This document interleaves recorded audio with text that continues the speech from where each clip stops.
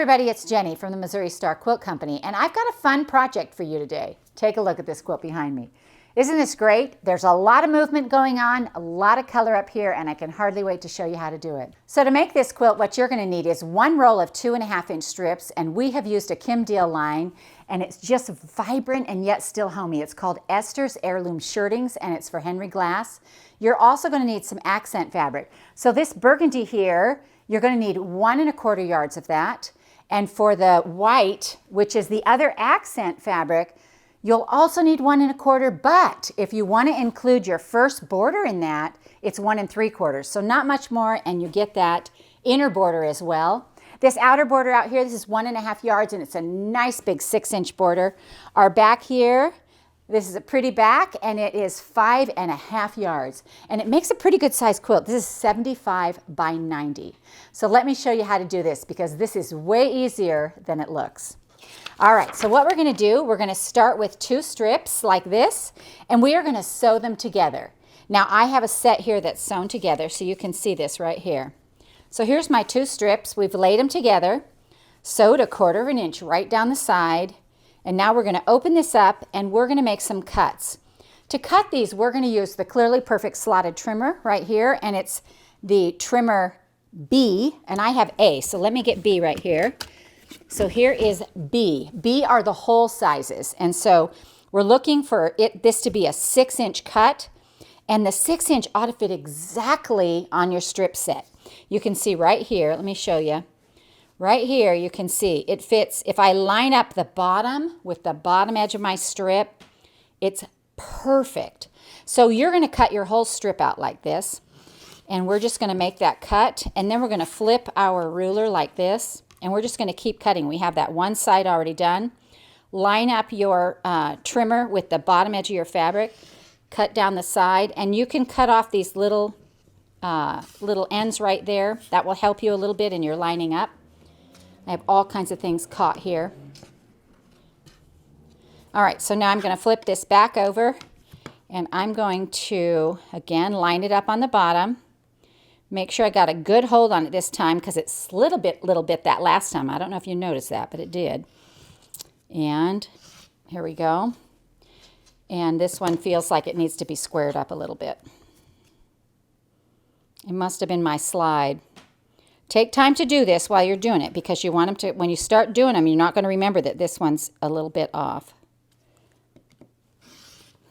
All right. So you're just going to keep doing this with your whole strip set. And if you don't like cutting upside down, you can always flip your strip around and do it that way. I don't mind cutting. As long as I'm cutting to the left, I am good to go. So I'm just going to do this again and again and again. And I'm going to do my whole strip, and I'm going to do this to my whole roll of 2.5-inch strips. So you'll end up with a whole bunch of these right here. Let me grab this one. And I have some more over here. Now, this is what makes the whole thing just pop, is we are going to take these and we're going to cut our pop colors, our white and our burgundy, into 2.5-inch strip. And we're going to sew these triangles onto it, and we're going to sew all the way down the side. Half are going to be sewn to the white, half are going to be sewn to the burgundy. So basically, we're going to lay our triangles on here like this. These are going to look just like little flags. So we're going to put them on here like this. So we'll match up the top right there, and we're going to sew 1/4 inch right down this side. And you're just going to lay these on here and fill up the whole strip. I think you can get 5 on each strip. And so let's go do some of those right now. So we'll come over here, and I'm just going to lay this right along the edge of this strip right here. I'm going to start off with, there we go, little bit of a square. Got to turn my machine on. And then I'm going to, I always take a few anchoring stitches, and then I grab this right here and make sure that it's nice and lined up.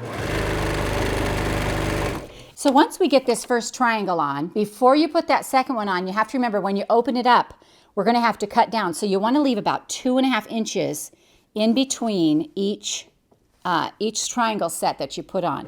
So I'm just going to sew along, and then I'll get to my triangle one next, my next triangle. All right. Now we've got these on, and if I were doing this At home, I would just keep adding those triangles on, making sure that you leave about 2.5 inches in between. All right, let's press these open. I can put that down there. We're just going to lay these over like this and just press it back. Just like this. And then I'm going to slide this up here and I'm going to press this one back as well. All right, now what we're going to do on these is we're going to flip these over and our triangle is going to become kind of our cutting guide. And so what I'm going to do is I'm going to lay my, which I'm going to flip this around this way. I got to get it accustomed to my left hand there. And I'm going to lay my ruler along the edge of my triangle up here, just like this. And see how that just goes right along that edge? And I'm just going to keep going and cut this little part right here. Just like that. And that's going to give me a side. And I'm going to trim this little top piece off just a hair. Just a hair. There we go. All right. So this is the piece you're looking for right here. Just like this. Now let's cut another one of those so you can see, you know, how we did that. So again, this piece that comes out straight, it's going to come straight across like this. And this piece, we're going to use our triangle as a pattern. And it's going to follow right down the side of this, just like this. And that's how you do them. And you'll need one of these to make one side of the block and one with the red to make the other. So I have a couple here. I'll show you how I do this. Here's this one with the red on one side. And here's this one with the white on one side. What we're going to do is we're going to flip these around like this. Just like that. And we're going to lay these right sides together now and sew 1/4 inch right down the side. So let's go ahead and do that.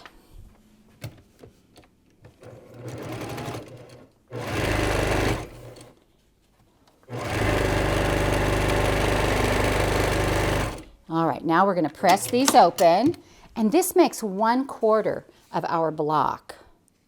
And so what I would do if I were you is I would mix these all up. It looks just darling. And what you have to remember again is that half your triangles are going to be sewn to the white and the other half of the triangles are going to be sewn to that burgundy. And then you put 2 of those together to make this little block right here.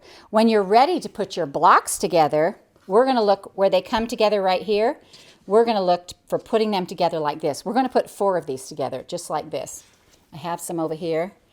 We're going to mix up all these different little colors. And I'm going to make sure that all of my maroons come to the center. Now that's up to you. That's personal preference. I just like how they come to center because we could actually do it this way. Just by flipping those, you know, your background, your white fabric can come to the center. But I like the look of the maroons. The maroon is such a strong color.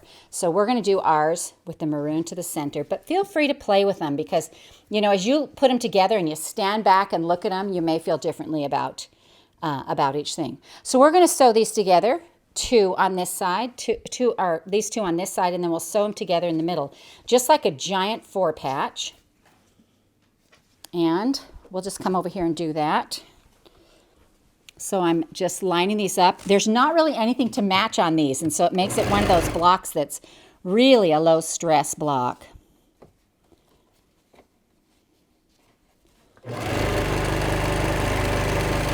And then here comes the next one. Now I do like to nest up these center seams right here where they come together. Nest those up, but when you come on the sides you have fabric going this way and fabric going this way, so there's nothing that you really have to match it to. And now we're going to come over here and we can just open this up and we should be able to just sew it together by turning it over on its side like that. That's called chain sewing. It's where you don't cut the thread in between and it just lines it all up for you and keeps it together. Again, nest those center seams. Those center seams are the ones that matter.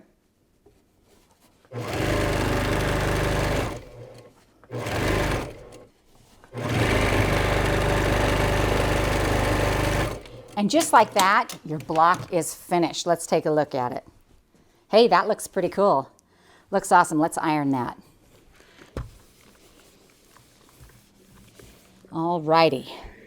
So now when you're ready to assemble your quilt top, let's take a look at this quilt behind me so we can see how we did it. And we've got these blocks. See the big block right here? This is one whole block.